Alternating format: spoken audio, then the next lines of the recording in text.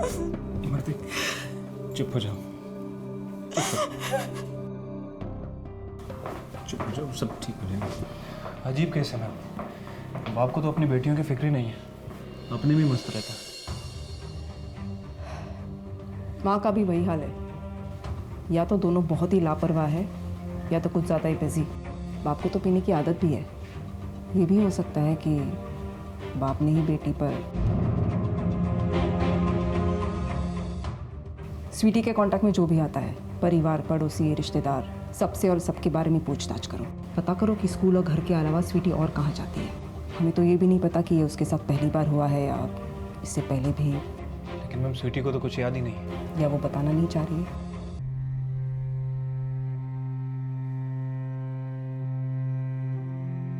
मीनू, मीनू सुन तो।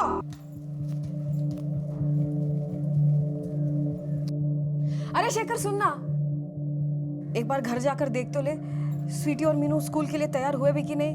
हाँ, हम तो निठल्ले बैठे ना यहाँ पे। जो भाई देख लेना एक बार, तेरी भी तो भांजियां हैं। मम्मी क्या हुआ मीनू? जल्दी चलो मम्मी, स्वीटी का पेट दर्द बहुत बढ़ गया है, बहुत रो रही है मम्मी, चलो। भगवान, तू रुक, मैं आती हूँ। चल चल चल चल। ओए कहाँ भाग रही है? स्वीटी को कुछ हो गया बीबी जी। अरे जल्दी वापस आना, काम है बहुत। रोज यहाँ से आपा। कुछ पिलाया तुझे? नहीं।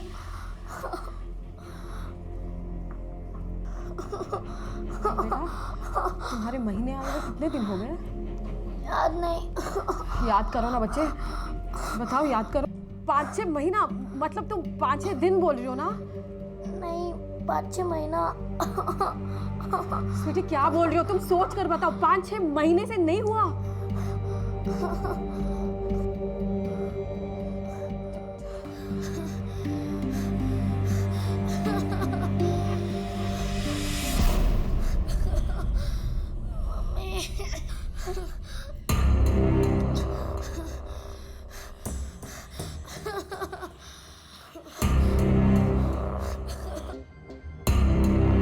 क्या मम्मी? स्वीटी के उसको आराम करने दो, हम दवाई लेकर आते हैं। अरे बस सुनो।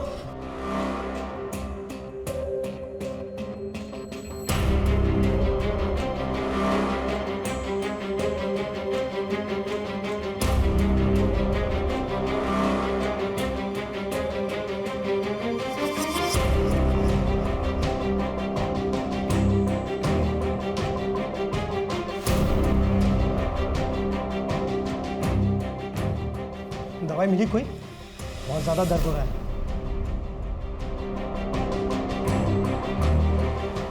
मीनाक्षी, तुम बाहर जाओ। बेटा उठो, चलो उठो। कैसी है? दवाई थी उससे? पता नहीं, मम्मी ने बाहर भेज दिया मुझे।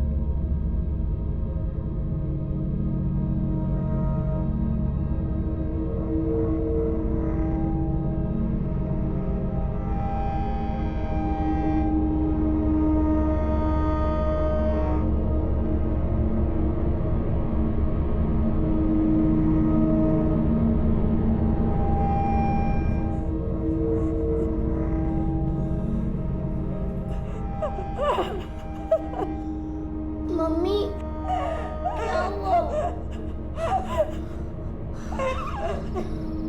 जब उन्हें यह पता चला होगा कि उनकी 10 साल की बच्ची मां बनने वाली है, गर्भवती है, सिर्फ 10 साल की बच्ची जो खुद जवानी से कोसों दूर थी, जवानी की अनेकों सच्चाइयों से अनजान थी।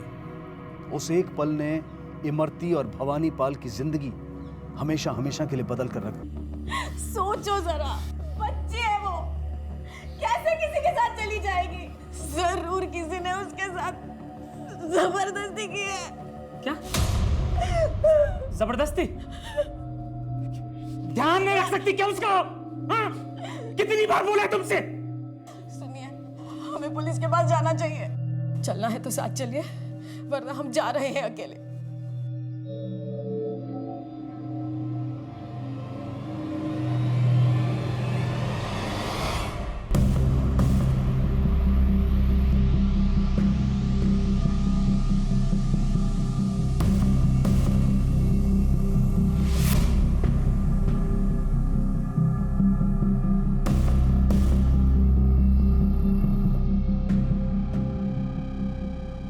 पता है हमें, हम लोग हैंडल कर लेंगे, विश्वास करो। देखो, उसे बात करना ज़रूरी है। तुम चलो हमारे साथ। राशिद, तुम बाहर वेट करो। Okay ma'am. डर रही है, ज़रूर कुछ जानती है, इसलिए डर रही है। इनके वजह से डर रही है। पता चलते ही मारने आ गए थे उसे, लेकिन मेरी बच्ची खुद कुछ नहीं जानती है। देखो, जो भी हो, सबसे पहले बच्ची को डॉक्टर के पास ले जाने की ज़रूरत है। जी मैडम। अब क्या से आपा हो गया नया? फिर नई नौकरानी ढूंढो, किस्मत ही खराब है।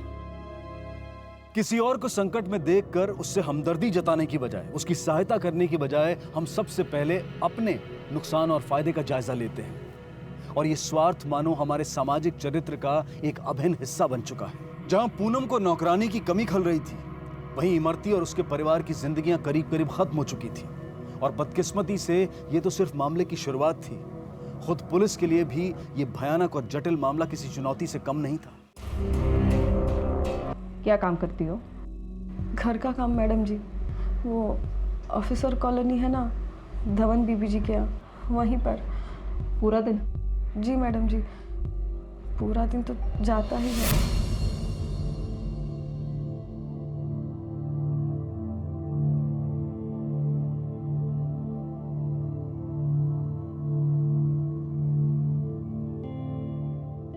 नमस्ते बीबी जी। नमस्ते।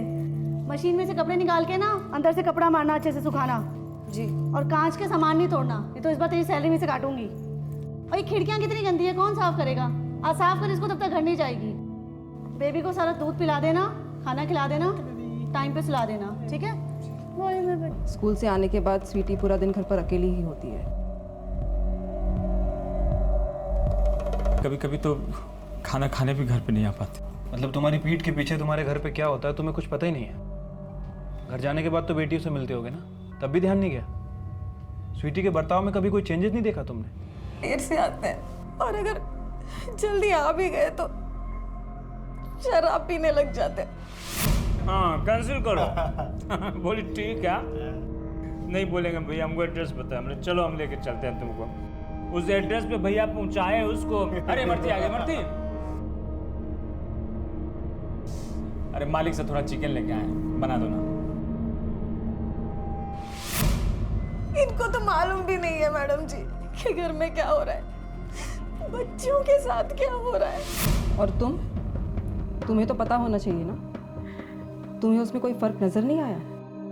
ऐसा हो ही नहीं सकता कि उसके। चला मैडम जी, कुछ पता नहीं चला, ध्यान ही नहीं गया बच्ची पे। मैं बुरी माँ जो हूँ।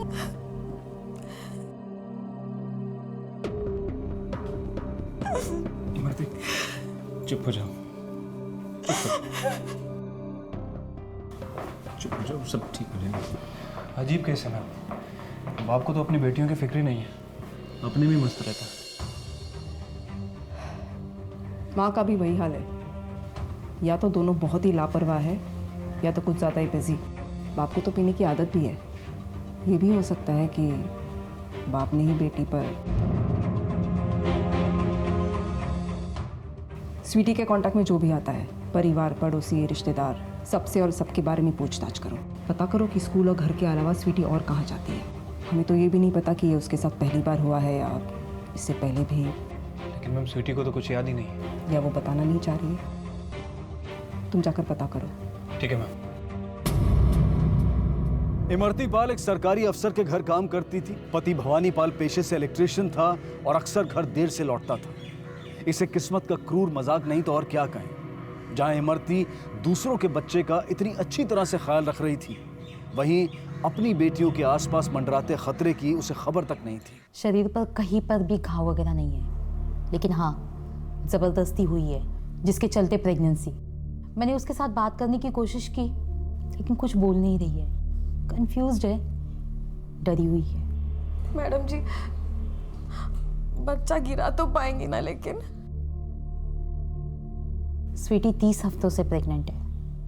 अगर एबॉर्शन करने जाते हैं तो उसकी जान को खतरा हो सकता है, तो एबॉर्शन नहीं हो पाएगा। नहीं हो पाएगा मतलब कैसे नहीं हो पाएगा? मैडम जी आप ऑपरेशन करो, दवाई खिलाओ, कुछ भी करो, लेकिन हमें वो बच्चा नहीं चाहिए। मैडम बाहर थूकेंगे लोग हम पे। मैडम जी, मेरी बच्ची 10 साल की है, वो कैसे बच्चा पैदा करेगी? कैसे सहन कर पाएगी ये सब? मैडम जी कुछ करो ना, आप कुछ करो, आप मेरी बच्ची को बचा लो। मैडम कुछ भी करो, लेकिन वो बच्चा नहीं होना चाहिए, बस बच्चा नहीं होना चाहिए। मैडम जी मैं क्या बताऊंगी उसे, कैसे समझाऊंगी ये सब? मुझे खुद कुछ समझ में नहीं आ रहा। कुछ करो मैडम जी, आप ही का भरोसा है, करो कुछ, बचा लो मेरी बच्ची को। सोच रही है तू बिल्कुल ठीक है बच्चे, बस तेरे पेट ऐसा होता है बड़ों के साथ।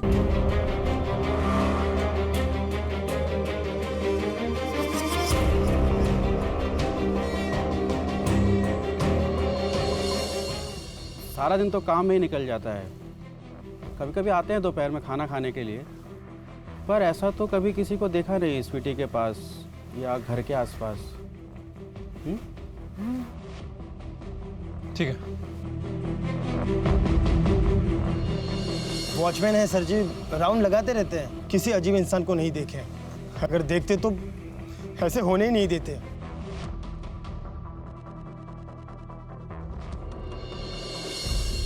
बट सर ये उन लोगों की प्रॉब्लम है, हमारा क्या लेना देना उनसे? इसे मरती ने तो सारा पीस ऑफ माइंड ही खराब कर दिया है। देखिए मैडम, काफ़ी सीरियस और सेंसिटिव मामला है। सिर्फ 10 साल की बच्ची है और आप लोगों को प्रॉब्लम क्या है? सभी कोऑपरेट कर रहे हैं, आपको भी करना होगा। या फिर ऐसा है कि आप दोनों हमसे कुछ छुपा रहे हैं? क्यों मिस्टर धवन? हम कहाँ रोक रहे हैं सर आपको, हम तो खुद ही परेशान हैं। और वैसे भी हमने कुछ अजीब और सस्पिशियस देखा ही नहीं है। हम दोनों पूरा दिन ऑफिस में होते हैं। ठीक है, कुछ पता चलेगा तो बताइएगा। चलो। अब किस मुसीबत में फंसा दिया मर्ती ने? मतलब हमारा क्या फॉल्ट है? रोज ही नया स्यापा होता रहता है यहाँ तो। मैं अड़ोस पड़ोस में सभी से पूछताछ की है, किसी ने कुछ भी सस्पिशियस नहीं देखा।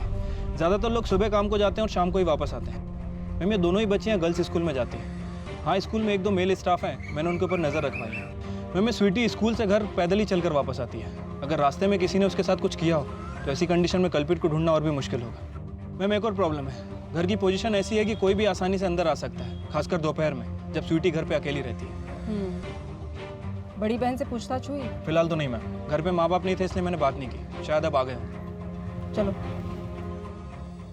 अपील किया है कोर्ट में बच्ची के अबॉर्शन के परमिशन के लिए, देखिए क्या होता है। 10 साल की है मेरी बच्ची, कैसे सहन कर पाएगी ये सब? मैडम जी आप कुछ भी करो, आप कुछ भी करो, लेकिन इस बच्चे को गिरवाने का परमिशन दिलवा दो मैडम जी। मेरी स्वीटी की जिंदगी खराब हो जाएगी मैडम जी। आप समझ रहे हो ना मैं क्या बोल रही हूँ? सब ठीक हो जाएगा इमरती, हिम्मत रख, सब ठीक हो जाएगा। अमरदीप मैडम जी सब ठीक कर देंगी इमरती। हमारे मालिक के कोर्ट कचहरी का सारा मामला यही देखती, इसीलिए तो पता चलते सबसे पहले इन्हीं को कॉल की। बस आप रो मत दीदी।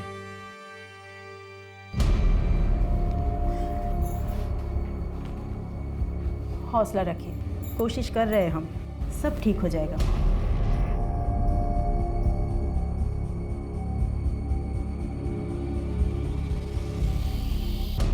मीनाक्षी से बात करनी है। जी। तुमने भी कुछ देखा नहीं मीनाक्षी? तुम तो हमेशा स्वीटी के साथ रहती हो ना? हाँ, लेकिन स्वीटी मुझसे पहले घर आ जाती है और मैं घर आने के बाद यहाँ पास वाली शर्मा आंटी के घर जाती हूँ उनकी छोटी बेटी के साथ खेलने।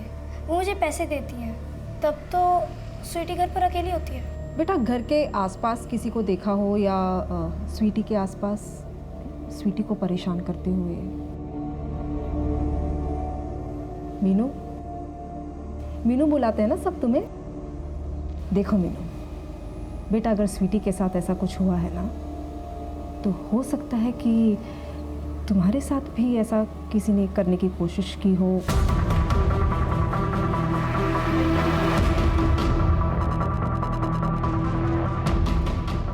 मीनू कुछ याद आया बेटा? बेटा डरो मत, डरो मत। देखो तुम स्वीटी की बड़ी बहन हो, तुम्हें हिम्मत से हमारी पूरी मदद करनी चाहिए। लेकिन मैंने करने नहीं दिया।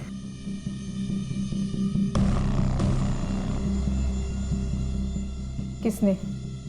कौन था वो? मैडम जी, ये तो मेरे चचेरे भाई है। फिर ये कैसे? स्वीटी और मीनाक्षी तो भांजियां हैं इनकी। और फिर यही तो लाए थे वकील मैडम को हमारे घर मदद के लिए। कहाँ रहता है ये? बगल वाले घर में।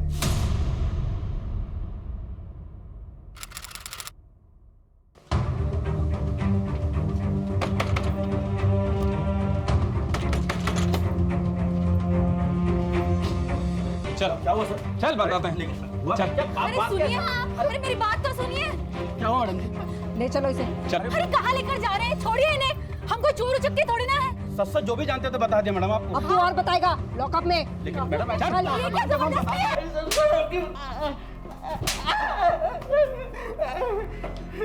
हम क्यों करेंगे ऐसा बुरा काम मैडम जी? हम मामा हैं स्वीटी के, हमारी बेटी आरती की तरह है वो। नौटंकी बंद कर, मीनाक्षी ने खुद तेरा नाम लिया।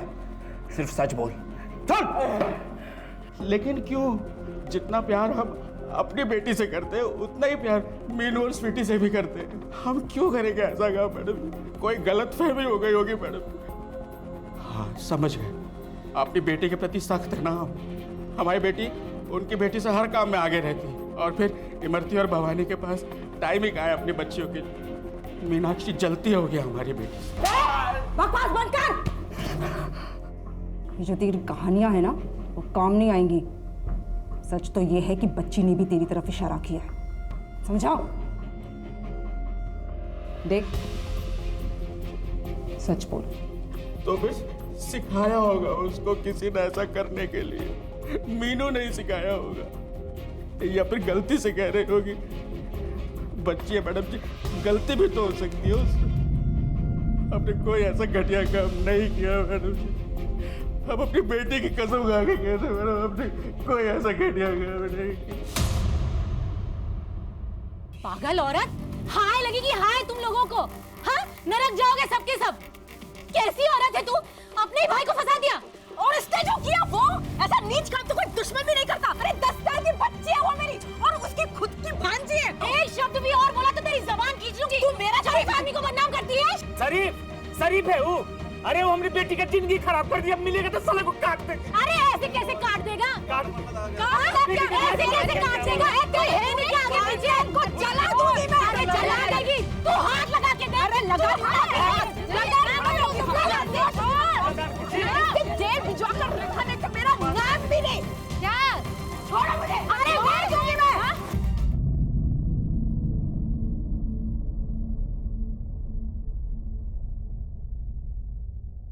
वो कैसी विकृत मानसिकता वाला इंसान होगा जिसने अपनी ही भांजी के साथ, एक 10 साल की बच्ची के साथ इतना क्रूर अपराध किया। गुल की गिरफ्तारी के बावजूद अब भी उसके खिलाफ कोई ठोस सबूत नहीं था, और सिर्फ बच्ची की गवाही के आधार पर उसका जुर्म साबित करना मुश्किल था। मामला अब अदालत में जा पहुंचा, लेकिन कड़े संघर्ष के बावजूद स्वीटी और उसके परिवार के हाथों से यह मामला फिसलता हुआ नजर आ रहा था। बदकिस्मती से गर्भपात की अपील को कोर्ट ने नकार दिया था। सर्जरी के द्वारा बच्चे का सखियों में आ गया। स्वीटी का नाम तो लोगों के सामने नहीं आया, लेकिन उसकी कहानी ने सभी का दिल दहला दिया। बच्चे के जन्म के बाद पुलिस के पास अपराधी तक पहुंचने का एक ठोस तरीका था, डीएनए टेस्ट। बच्चे का डीएनए गुल के डीएनए से मेल खाना इस बात को साबित कर देता कि अपराधी कोई और नहीं बल्कि गुल ही था। तो तुम रोज दोपहर को घर आते हो? जी, लेकिन सिर्फ खाना खाने के लिए। तुम तो कभी कभी अपने काम से 1.5 घंटा भी गायब रहते हो। खाना खाने में 1.5 घंटा लगता है? हाँ, वो आने जाने में 8 मिनट, मुश्किल से 10 मिनट लगनी चाहिए, क्योंकि घर से तुम्हारा काम सिर्फ 1 किलोमीटर दूर है। ऊपर से तुम स्कूटर से आते जाते हो, राइट? हाँ, लेकिन बीच रास्ते में स्वीटी का घर भी पड़ता है, और तुम्हें अच्छी तरह मालूम होता है कि स्वीटी उस वक्त घर पे अकेली होती है। तो तुम पहले स्वीटी के घर जाते रहे, उसे रेप किया, एक बार किया कि बार बार? ऐसा कुछ भी नहीं हुआ है मैडम जी। जज साहब, हमने ऐसा कुछ भी नहीं किया है। वो तो हमारी बेटी का मेन दरवाजा और दूसरा दरवाजा किचन में। सर, इन दोनों दरवाजे से कोई भी आसानी से आ जा सकता है, वो भी बिना किसी को खबर लगे। ओके, अब चाहिए। जज साहब, other point to be noted, अक्सर खाना खाने के बाद गुल की पत्नी लता 1 घंटा रेस्ट करती है, और पेश किए गए बयानों के मुताबिक पड़ोसियों ने गुल को उस टाइम के आसपास स्वीटी के घर की तरफ आते जाते देखा है। जज साहब, सिर्फ घर की तरफ आते जाते देखा है, कुछ करते हुए नहीं देखा है। उसी दौरान का मतलब भी सब्जेक्टिव है। कब देखा, कितने बजे देखा, 1 बजे, 1:30 बजे या फिर 2 बजे?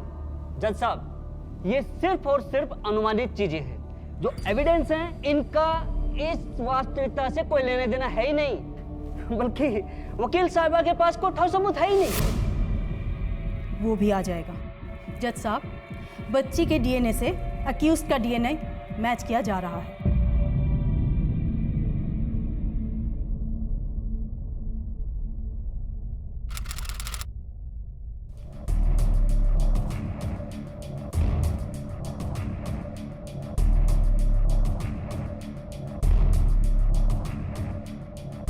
Let it be noted, the court has received the report of DNA matching documents. Report से साफ तौर पे साबित होता है कि बच्चे का डीएनए एक्यूज्ड गुल कुमार के डीएनए से मैच नहीं होता।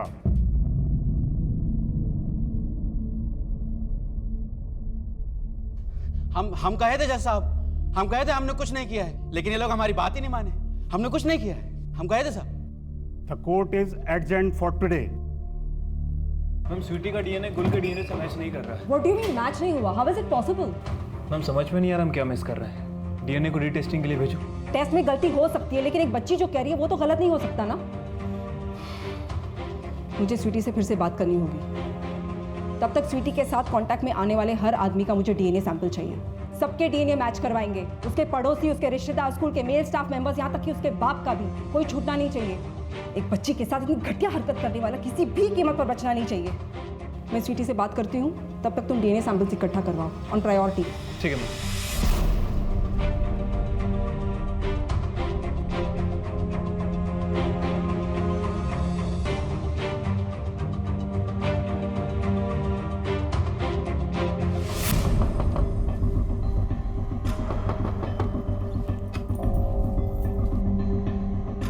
अब क्या बाकी रह गया?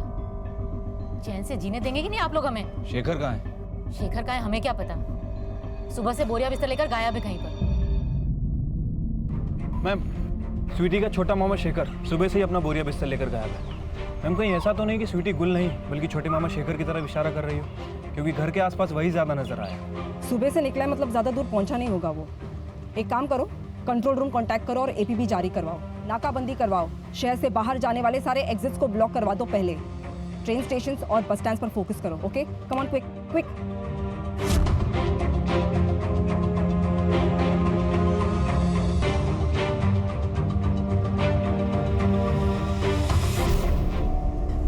कुछ समझ में नहीं आ रहा।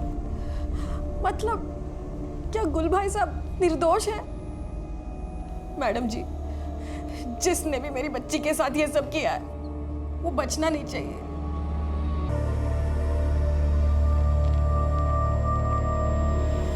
एक 10 साल की बच्ची का उसके अपने ही रिश्तेदारों द्वारा यौन शोषण। हम अपने बच्चों को अक्सर अनजान लोगों से दूर रहने की, सावधान रहने की सीख देते हैं, लेकिन उन हैवानों का क्या जो हमारे बीच रहकर, हमारे परिवार का हिस्सा बनकर, हमारे अपने ही बच्चों को अपनी हवस का शिकार बनाते हैं। ज्यादातर यौन शोषण के मामलों में यही सामने आया है कि गुनहगार पीड़ित बच्चे का कोई परिचित ही होता है।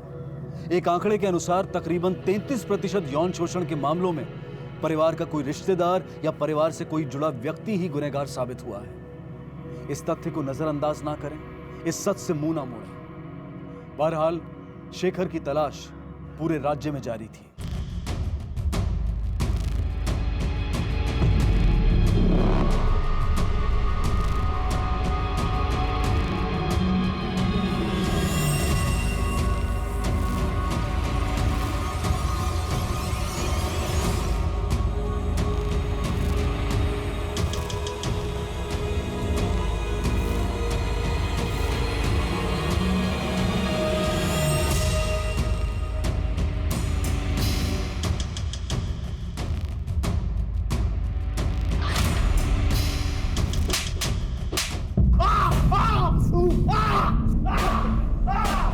मैडम जी, अरे मैडम जी कहाँ मार रहे हो?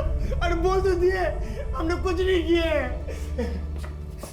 सुन, ये जो ड्रामा कर रहा है ना, इसको बंद कर। अब टाइम खत्म हो गया है तेरा। डीएनए सैंपल्स की जांच हो रही है तेरी। चुटकियों में सच सामने आ जाएगा, समझा? इसलिए जो सच है वो अभी बता दे, वरना बाद में और पछताएगा तू। राजदीप, बताते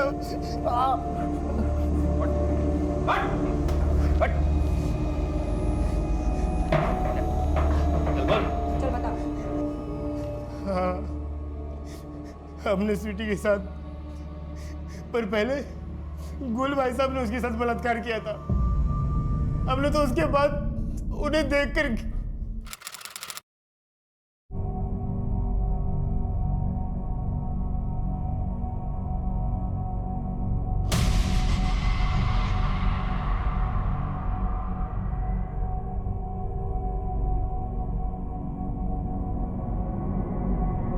चुपचाप बात अपने तक ही रखना, समझे?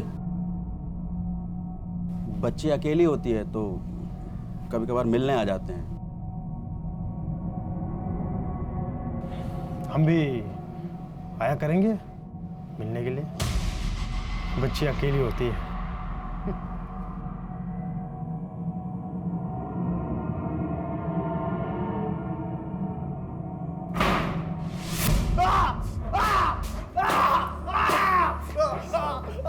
दोनों भाई जिंदगी भर जेल में सड़ोगे। पर हमने सोचा नहीं था कि लड़की माँ बन जाएगी। गलती हो गई मैडम। क्या बोला तूने? क्या बोला तूने? गलती हो गई? बलात्कार किया तूने बच्ची का, बार बार किया। जिंदगी खराब करके रख दी तूने उसकी। और क्या बोल रहे तू? गलती? क्या बोलता है तू? भरोसा किया था उसने तुझ पर, तुम दोनों पर। तुमने क्या किया? हाँ? स्टेटमेंट लो इसका और दूसरे को यहाँ पे घसीट के लाओ। खोलो इसे।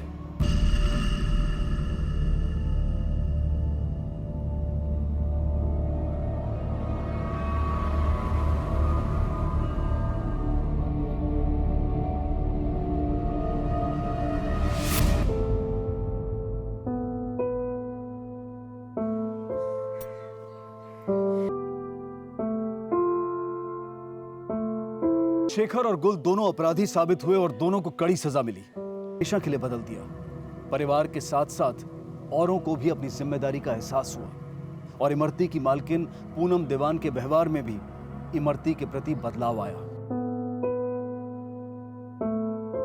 सबसे पहले उसी पर उंगलियां उठाता है, लेकिन इस मामले में हम किसे दोष देंगे? एक 10 साल की बच्ची को, और वो भी तब जब उसके साथ अत्याचार करने वाले उसके अपने रिश्तेदार हों। वक्त आ गया है कि हम अपने नजरिए को बदलें, अपनी सोच को बदलें। वक्त आ गया है कि हम औरतों को, महिलाओं को, लड़कियों को रोकने टोकने और नसीहत देने की बजाय मर्दों को रोकें। लड़कों को सिखाएं कि लड़कियों की इज्जत किस तरह से की जाती है। उन्हें ये बताएं कि लड़कियों को छेड़ना, उनके साथ गलत व्यवहार करना ये एक संगीन अपराध है और इसके लिए कड़ी सजा भी मिलती है। और बलात्कार जैसे घिनौने जुर्म को खत्म करने का उपाय औरतों पर पाबंदी लगाना नहीं है, बल्कि मर्दों को सही आचरण सिखाना है। इसी विचार के साथ अब मैं अनूप सोनी आपसे विदा लेता हूं। फिर मुलाकात होगी अगले एपिसोड में एक और चौंका देने वाले केस के साथ। तब तक अपना और अपने परिवार का ख्याल रखें और देखते रहें क्राइम पेट्रोल सिटी क्राइम्स। सबक एक को, सीख हम सबको।